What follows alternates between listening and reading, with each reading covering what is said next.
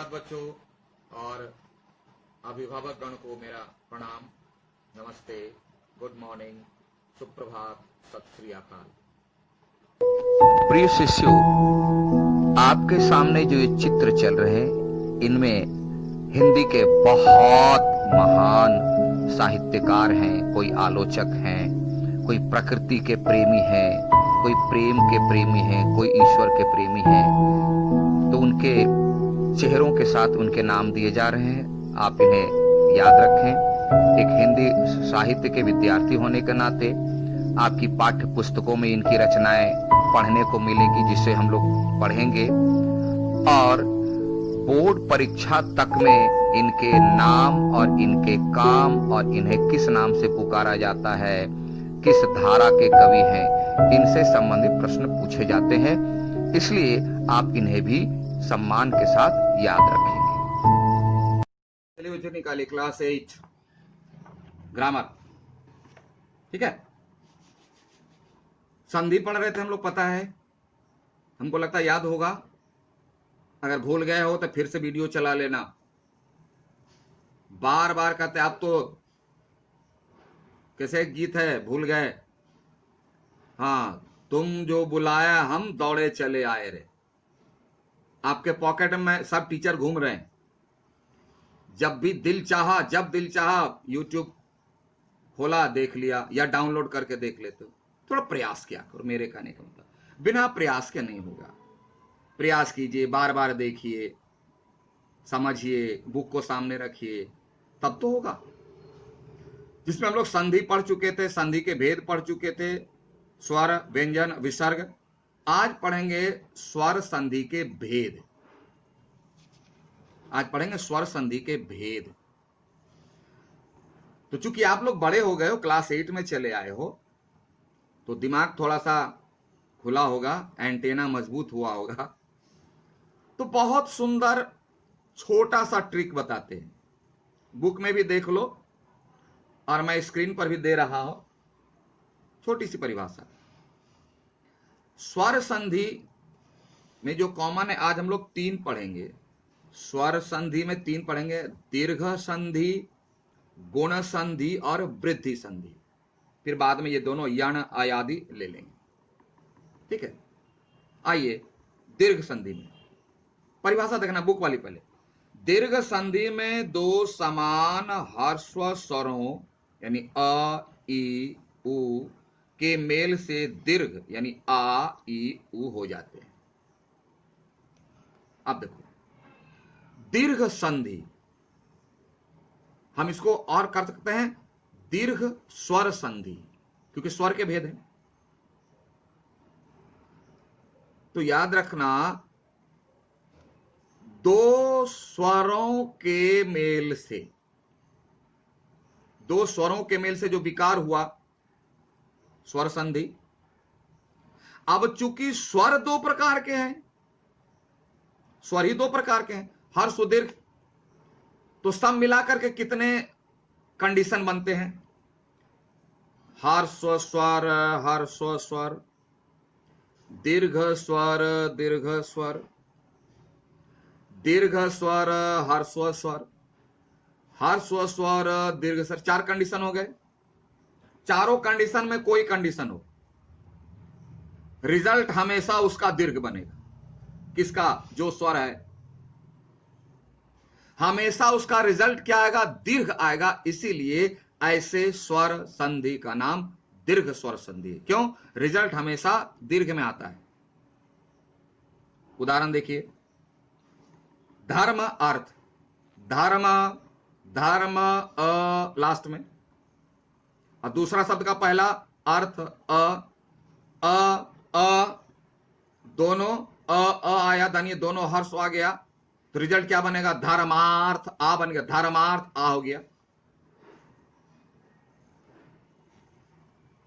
आगे देखो, उसके बगल वाला पड़ोसी को आ, देखो, धर्म आत्मा, तो धर्मात्मा एक है अ और दूसरा है आ, यानी एक हर्ष है, दूसरा दीर्घ है, रिजल्ट दीर्घ में। जो भी देखो उदाहरण में, चाहे दोनों हर्ष हो या दोनों दीर्घ हो, या पहले हर्ष बाद वाला दीर्घ, पहले दीर्घ बाद वाला हर्ष हो, लेकिन रिजल्ट हमेशा दीर्घ में आएगा, परिवर्तन हमेशा दीर्घ में आएगा। यही कारण है कि ऐसे स्वर संधि को दीर्घ स्वर संधि कहते हैं। उदाहरण को याद कर लेना। इसके लिए बाबू अभी तक कोई दवा नहीं निकली है कि इंजेक्शन डाल दें या फूक दें तुरंत याद हो जाए। दवा एक ही है, जैसे कोरोना की दवा एक ही है, सावधानी बरतिए, जीवन बचाइए। इसमें है मेहनत कीजिए, अभ्यास कीजिए, प्रैक्टिस कीजिए, संधि याद कीजिए। दूसरा कोई उपाय नहीं है। समझ में आ गई? तो इस तरह से आप जो है संधि को याद कर सकते हैं। अब आइए गुण संधि में। गुण संधि को समझने के लिए थोड़ा सा बैक चले जाएंगे आपको साइंस में। The development theory of Darwin क्या कहता है? जब दो मिलते हैं तो तीसरे गुण की उत्पत्ति होती है। जब दो मिला तो तीसरा क्वालिटी डेवलप कर गया। दो अलग अलग क्वालिटी के मिले तो थर्ड क्वालिटी में डेवलप हो गया। कभी कभी इसको हाइब्रिड भी बोलते हैं इसी सेंस में। तो चूंकि दो स्वरों के मेल से तीसरे गुण में बदल जाता है, जब परिवर्तन होता है ना तो थर्ड क्वालिटी का हो जाता है, तो इसीलिए इसका नाम पड़ गया गुण संधि। कैसे? आपको याद है कि 5-6 में पढ़े थे कि सभी स्वरों का जोड़ा होता है, पेयर। अ, आ, उ, ई। याद आ रहा है? याद नहीं आ रही? चलिए यहां देखिए क्या है। आ के आगे ई हो, यानी आ पहला पेयर, ई दूसरा पेयर, तो दो पेयर मिला तो तीसरा का आ गया ए। आ गया ना? आ इसको स्टेबल कर दो। आ गया हर्ष ई या दीर्घ ई, तो क्या बना? ए। तीसरा में चला गया। और दूसरा कंडीशन अगर ये यही रहा, आ ही रहा, इसमें क्या मिला? ऊ या ऊ, यानी हर्ष और दीर्घ ऊ, तो क्या बन गया? ओ। थर्ड बन गया। ये स्टेबल है। आ स्टेबल है। इसके साथ अगर ई मिला, यानी हर्ष ई और दीर्घ ई मिला तो बन गया ए। और अगर ई नहीं मिला, हर्ष ऊ या दीर्घ ऊ मिला तो बन गया ओ। तुम हर हाल में देखोगे तीसरा जो रिजल्ट आया, यानी जो विकार उत्पन्न हुआ, जो परिवर्तन आया, वह तीसरे में आ गया, यानी गुण। जैसे बहुब्री समास में होता था, अपना अर्थ को छोड़ दिया, तीसरा अर्थ ले लिया। सेम कंडीशन है। अपना ग्रुप को छोड़ के थर्ड ग्रुप में चला जाओ, क्वालिटी डेवलप कर जाती है, इसकी गुण बढ़ जाते, इसीलिए इसका नाम कहलाता है गुण संधि, क्योंकि गुणों में वृद्धि हो जाती है। ऊपर है खाली वृद्धि, ऊपर में है क्या? दीर्घ, दीर्घ यानी दीर्घ में बदलता है, और यहां गुण यानी इसका गुण भी बदल जाता है। गुण बदलता है, हर्ष और दीर्घ से मतलब नहीं, गुण बदल जाते हैं। फिर से, जब पहले शब्द का आखिरी वर्ण अ या आ हो और दूसरे शब्द का पहला वर्ण ई या ई हो तो ए में बदलेगा, और अगर ऊ यानी हर्ष और दीर्घ ऊ हो तो ओ में बदलेगा, यानी वह तीसरे गुण में आ जाता है परिवर्तन, इसलिए इसे गुण संधि कहते हैं। उदाहरण देख लीजिए। सुर, पहले शब्द का आखिरी वर्ण क्या है? अ, र में अ छिपा है, सुर अ। इंद्र, हर्ष ई, तो अ और ई छोड़ के क्या बन गया? ए, सुरेंद्र। सुरेंद्र बन गया, ए में बन गया, एक ही मात्रा लग गई। इसी तरह से अभी उदाहरण है, आप इसको देख लोगे, समझ में आया? चलिए आगे एक और बचा इसका 3, बाद में यण और अयादि बाद में पढ़ेंगे। वृद्धि संधि।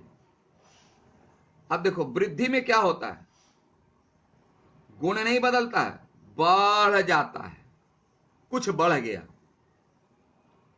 नोट है तो नोट ही बढ़ गया, सोना है तो सोना ही बढ़ गया, गुण में परिवर्तन नहीं होता, इसलिए इसको कहते हैं वृद्धि, यानी जो था उससे बढ़ जाता है। कैसे, देखो अ अथवा अ के बाद ए अथवा आय से कोई भी आए, चाहे ए या ए आए, तो आय में बदल जाता है। देखो आय में अ और ए, तो आय बदल गया, बढ़ गया ना, क्योंकि ए और आय दोनों एक ही ग्रुप का है।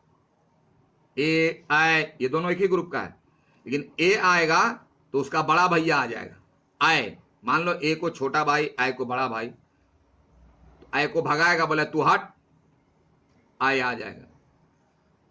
फिर नीचे आ देखो, अब अ दाहिनी तरफ और आय है तो आय ही रहेगा, क्यों, बोला छोटा था नहीं बड़ा, तो बड़ा को कौन भगाएगा, ये दोनों एक ही ग्रुप का है, तीसरे ग्रुप में नहीं आ रहा। ए अब देखो किसी में ओ औ, कोई भी तीसरे ग्रुप में नहीं जा रहा, यानी गुण में नहीं बढ़ रहा, उसी का बड़ा वाला फॉर्म में, उसी का बड़े फॉर्म में आ जाता है, उसी का दूसरा आ जाता है। जैसे ए आय ओ औ, तो दूसरा वाला आ जाता है, पेयर में फर्स्ट वन सेकंड वन, तो दूसरा वाला आ जाता है, लेकिन तीसरे में नहीं जाता है। देखो कहीं तीसरे में नहीं आ रहा है, लास्ट वाला देखो, लास्ट राइट साइड आ औ है, औ ही आ गया। अब गुण में होता था, का थर्ड में चला जाता था। जब तीनों को कंपेयर करोगे ना शांति से, ठंडे दिमाग से, सब समझ में आ जाएगा। ठीक है, तो आज इतना ही रखें, ये 3 को दिमाग में घुसाओ, याद करो, फिर हम लोग अयादि और यण संधि में आगे पढ़ेंगे। Okay bye, thank you, have a nice day.